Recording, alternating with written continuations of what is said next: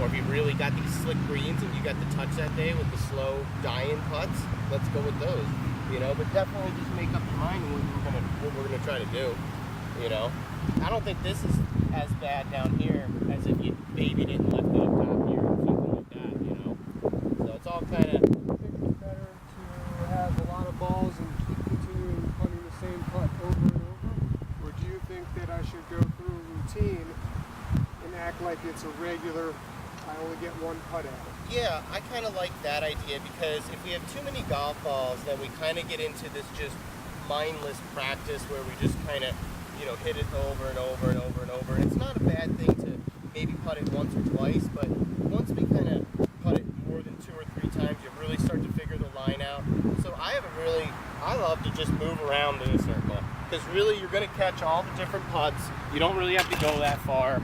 You're cutting different ones, but absolutely, I see people bring, you know, even when we're chipping, people bring 30 golf balls to chip with. You only really need 3 or 4, and we just want to, like you said, we were talking about earlier, varying up your practice and where you're hitting the ball to. So yeah, let's hit, you know, let's hit a short one, let's hit one long, let's hit another putt. But really, it's controlling the speed to which these putts go in. So if you want to keep hitting 8-footers, practice drilling one in the back, then practice dying one in, then practice drilling one in the back of the cup again. So try to really focus on your speed on the same length putt. So let's just keep putting these 15-footers or these 12-footers here, but let's really focus on how they go into the hole. You know, with what kind of speed they're entering the cup into, what we miss, where we're missing at, you know, things like that. That's what I like to focus on with the practice routine.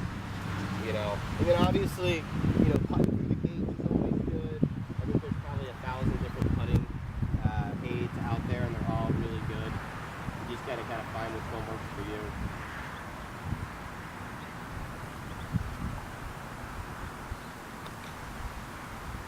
Very nice.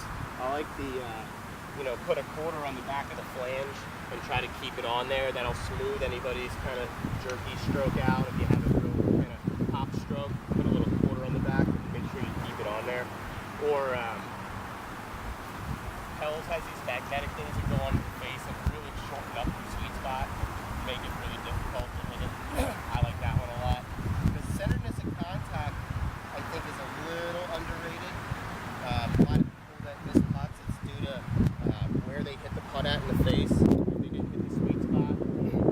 That's why I think shortening up a stroke really minimize any sort of, you know, variation in where we hit it. So if I only take it back this far, there's really not much error that can happen when I accelerate back through with as far as centeredness of contact. Versus if I took this putter back here, now it's really tough to kind of match my speed back up.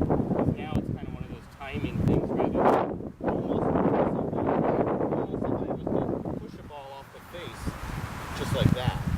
Just roll it right off the face. I think that makes it a little bit easier to control. Once I get this putter back here, you know, it's tough. And then trying to get that hit on that upswing, I move it up in my stance. I don't have the ball dead center.